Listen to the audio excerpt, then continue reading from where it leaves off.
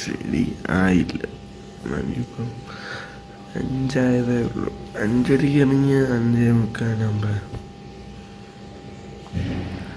ഇവിടുത്തെ കാഴ്ചകളൊരു വെളിച്ചമൊന്നുമില്ല കാണിക്കാൻ പറ്റൂ. മല കാണാം. എനിക്കിവിടെ നിന്ന് ഇരുട്ടിട്ട് പോകണം, പക്ഷെ ക്യാമറയിൽ അത് കാണിക്കാൻ പറ്റൂല.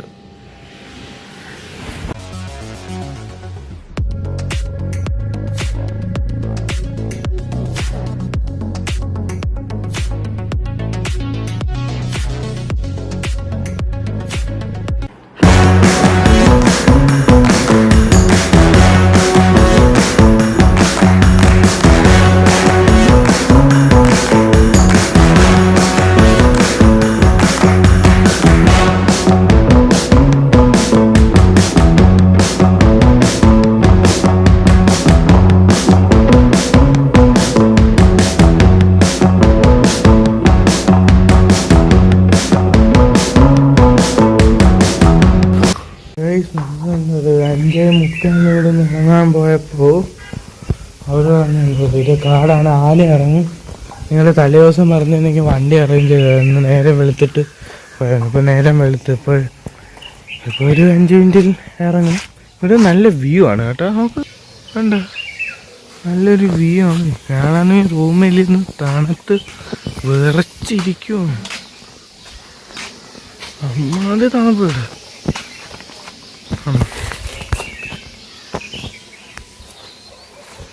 പോണ വഴിക്കെല്ലാം ഫുള്ള് കാടാ. ആസിഫ് അലീൻ്റെ ഒരു സിനിമയുണ്ട്, കിസ്കിൻ്റെ കാണ്ടം. അതിൽ കാണിക്കുന്ന വരി ഇതാണെന്ന് തോന്നുന്നു. അതിൽ തിരുനെല്ലീൻ്റെ അടുത്താണെന്നാണല്ലോ വീടെന്ന് പറയണ സിനിമയ്ക്കകത്ത്.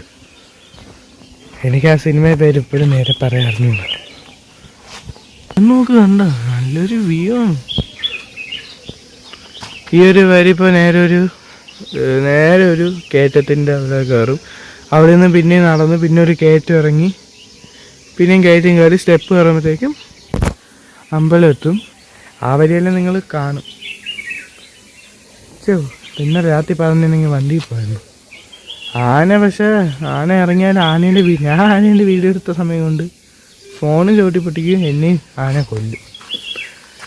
അപ്പം നല്ലൊരു കാലാവസ്ഥ. ഇവിടെ നല്ല തണുപ്പാണ്. ഹുഡി എടുത്ത് എന്തിനാണ് ഇടാത്തതെന്ന് ആലോചിക്കുക.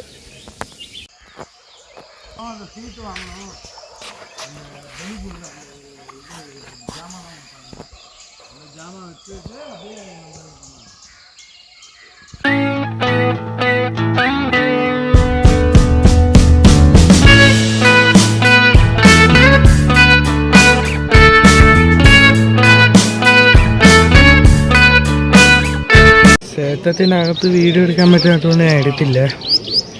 അപ്പോൾ ആ സമയത്ത് ഞാൻ എന്ത് ചെയ്ത് പാർട്ട് 2 എഡിറ്റ് ചെയ്ത്. പാർട്ട് 1 ഇന്നലെ രാത്രി എഡിറ്റ് ചെയ്തു. പക്ഷെ അതിൽ കുറച്ച് ആഡ് ചെയ്യണ്ടായിരുന്നു. അത് ആഡ് ചെയ്തിട്ട് ഇപ്പോൾ അതിപ്പം എക്സ്പോർട്ട് ആയിക്കൊണ്ടിരിക്കുകയാണ്. നിങ്ങൾക്ക് എന്നെ കോൺടാക്റ്റ് ചെയ്യണമെങ്കിൽ എൻ്റെ വാട്സപ്പ് നമ്പർ നോക്കണ്ട, തരൂല. ഇൻസ്റ്റയിൽ DM അയച്ചാൽ മതി. ഞാൻ എന്തായാലും DM മെസ്സേജ് എല്ലാം നോക്കാറുണ്ട്. ഞാൻ നോട്ടിഫിക്കേഷൻ ഓഫ് ചെയ്ത് വെച്ചിട്ടില്ല ഇതുവരെ.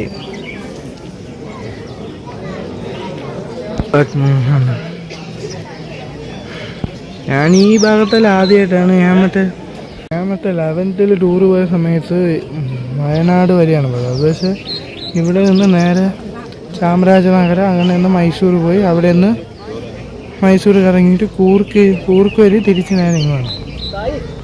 ആ സമയത്ത് ഈ ഭാഗത്തെല്ലാം പോയ രാത്രിയാണ്.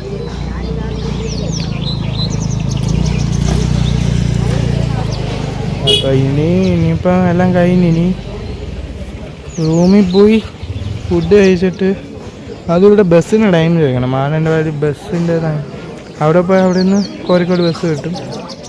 കാരണം കുറച്ച് നേരത്തെ ഇറങ്ങും. ഒരു 12 മണിക്കൂറുള്ളിൽ അല്ല,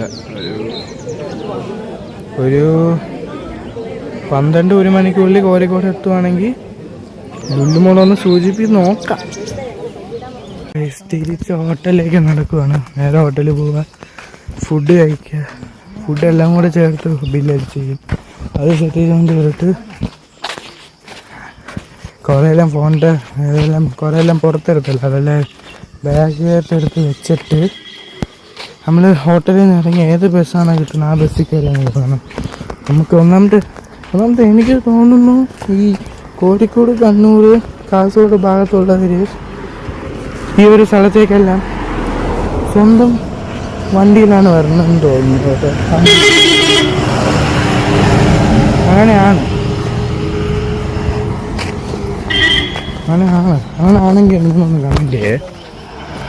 നമ്മൾ റൂം ചെക്കൗട്ട് ചെയ്തിരിക്കുകയാണ്. താക്കോൽ കൊടുക്കുക, ഫുഡിൻ്റെ ബിൽസ് എല്ലാം സെറ്റിൽ ചെയ്യുക, നേരെ എൻട്രൻസ് അവിടെ നോക്കിയാൽ ബസ്സിന് കഴിയാനൊക്കെ ബസ് കയറി പോവുക.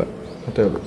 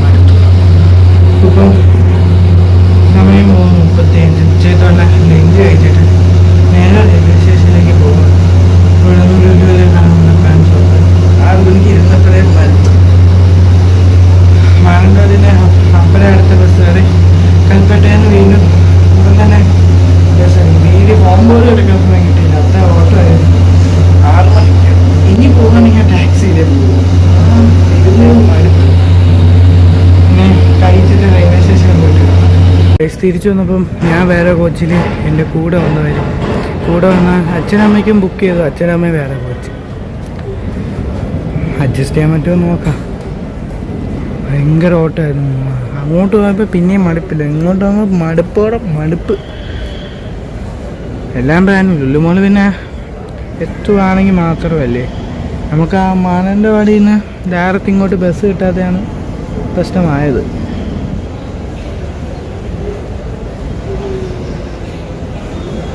Chair car C12, AC chair car 8, C11. Guys, adjust ചെയ്ത് കിട്ടി. അവിടുത്തെ ഡീറ്റെയിലാണ് ഇവിടുത്തെ ഡീറ്റെയിലാണ്. രണ്ടുപേരും ഓക്കെയാണ്. അഡ്ജസ്റ്റ് ടൈം വന്നു.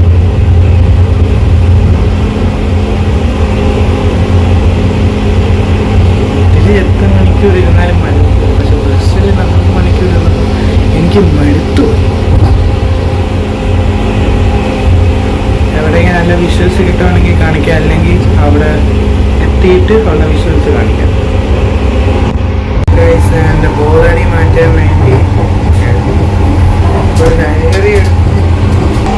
ഒരു ഡയറി എടുത്തിട്ടുണ്ടായിരുന്നു. ഒരു കഥ എഴുതി, അടുത്ത കഥ എഴുതി തുടങ്ങുമ്പോൾ എനിക്ക് റൈറ്റേഴ്സ് ബ്ലോക്ക് എന്താണ് അറിയുന്നവരെ കമൻറ്റ്. എനിക്കറിയാം എന്താണെന്ന്. ബ്ലോക്കടിച്ചപ്പോൾ ഇരിക്കണം. ബാക്കി ഇനിയുണ്ട് സമയം. ഉള്ളിൽ എഴുതാൻ അതൊരു സിറ്റുവേഷനാണ്. നമുക്ക് എന്താണ് എഴുതുകയാണ്, പക്ഷെ നമുക്ക് എഴുതി തരാൻ നോക്കാതെ കിട്ടില്ല. അതാണ് ഇത്.